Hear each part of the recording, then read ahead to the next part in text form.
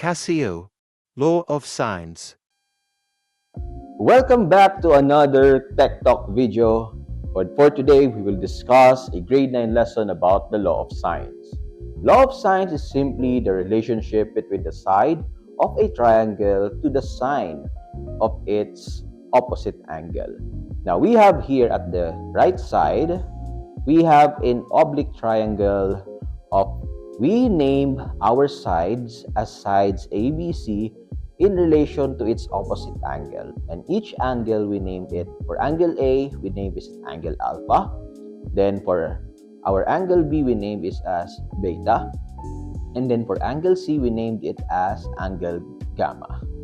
Now, we will see and we will observe the relationship to create the law of sines. Okay. Now, we have here the first side, side A, and its opposite angle is angle alpha.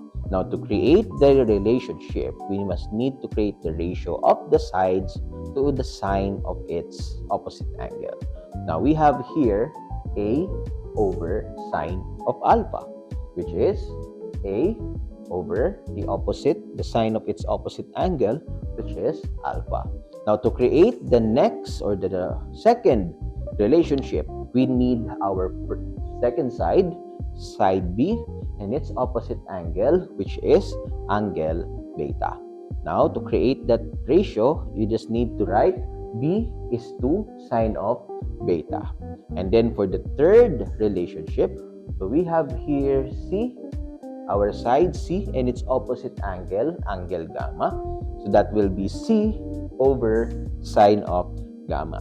And then these ratios are said to be equal to each other, and that is the law of sines.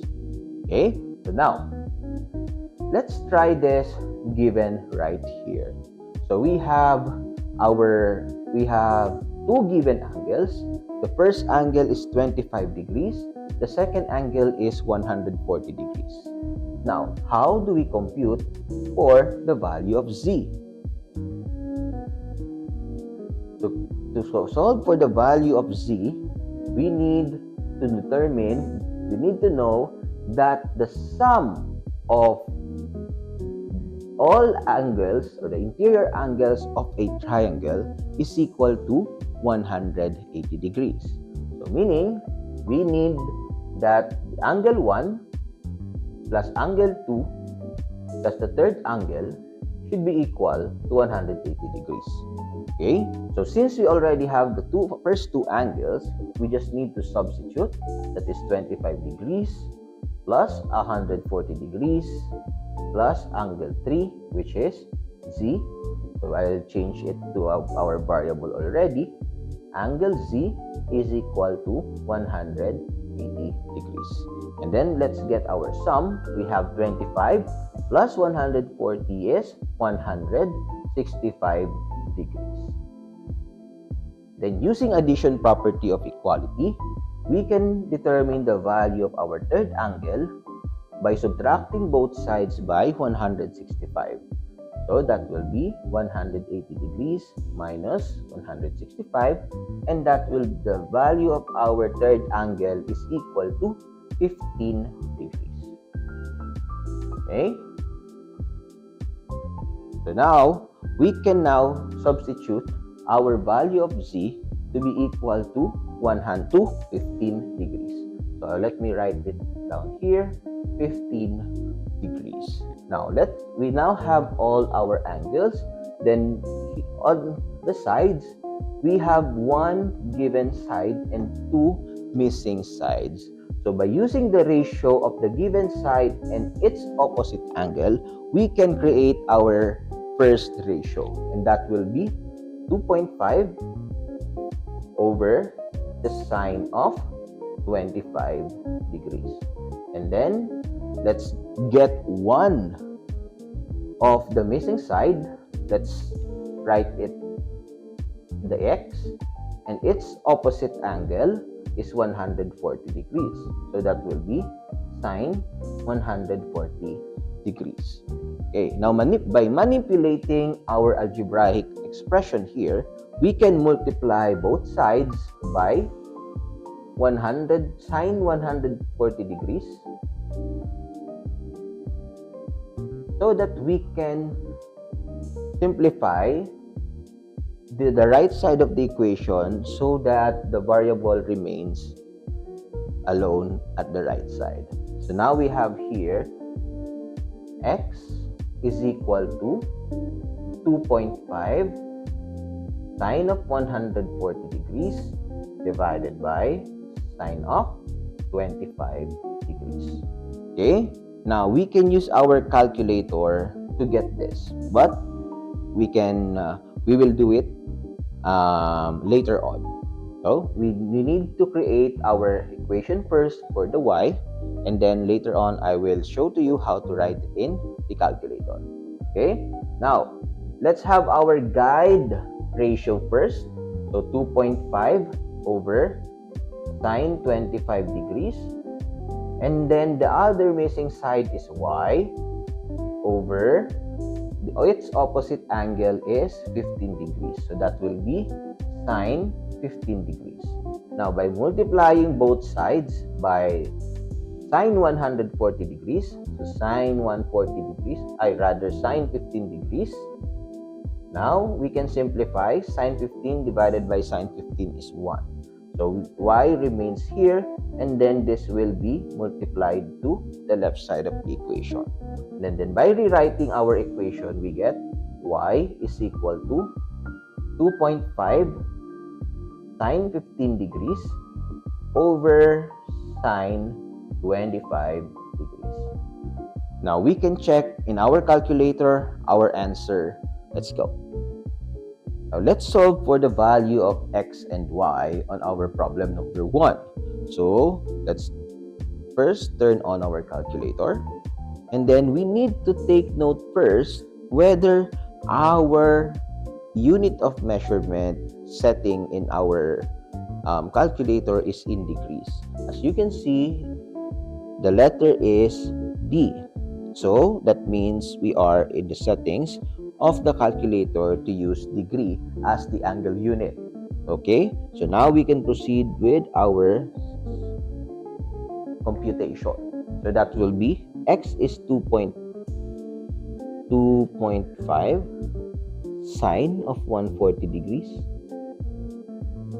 over sine 25 degrees. Okay, so our value of x is equal to 3.8. Okay, now we can solve for the value of our y, and that will be 2.5 sine of 15 degrees over sine of 25 degrees, and the value is 1.53 or 1.53. Now take note, students, that even if the value or the setting of your calculator is in radian, you can always put into your degree measurement degree symbol to let the calculator know that the angle should be in degrees. Again, you press shift and then this DRG or the second function of your answer to get the unit of measurement for degrees, radian, and radian. Okay, so that will remain the same value as we got before.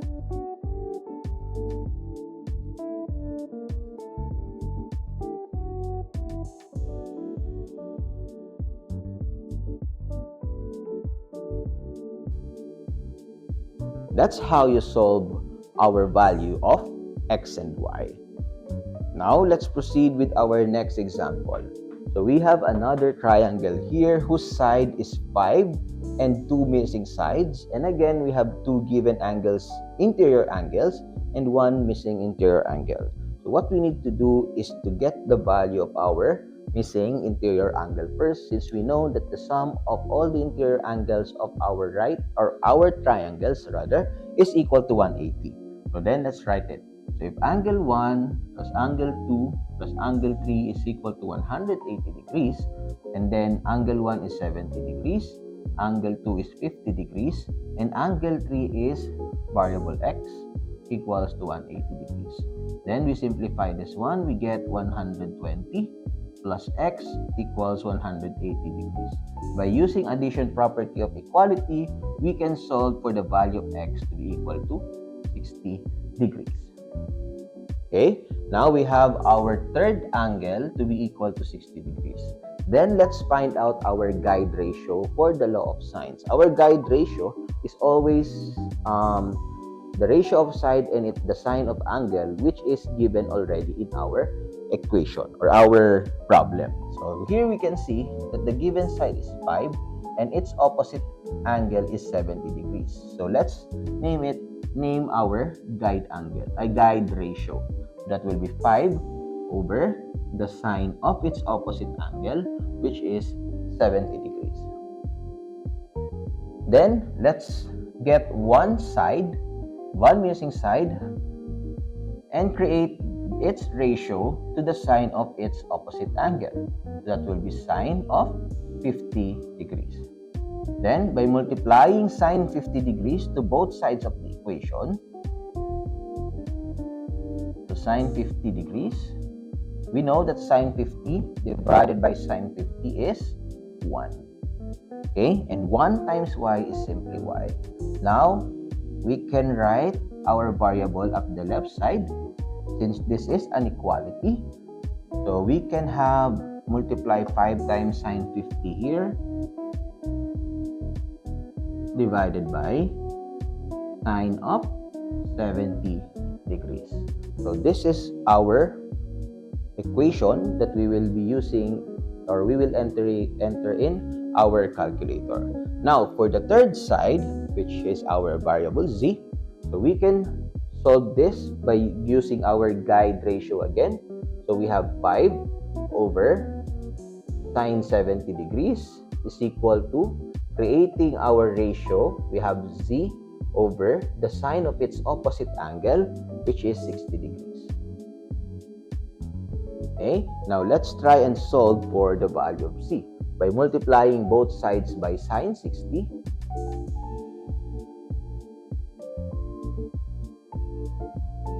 Sine 60 divided by sine 60 is 1. So 1 times z is z.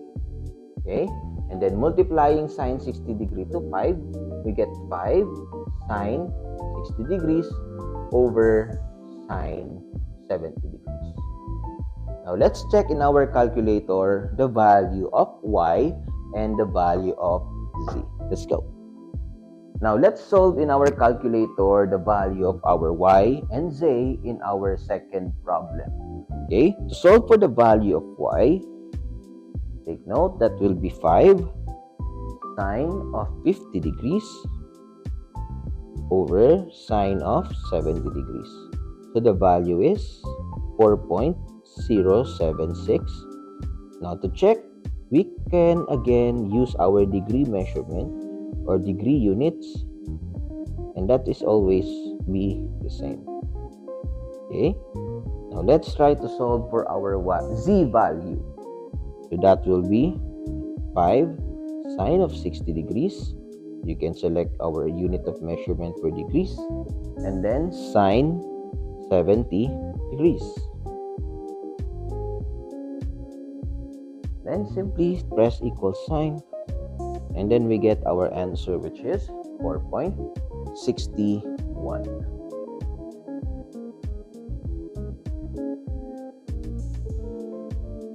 Now that's how you solve your law of sines using our calculator FX570 ES Plus.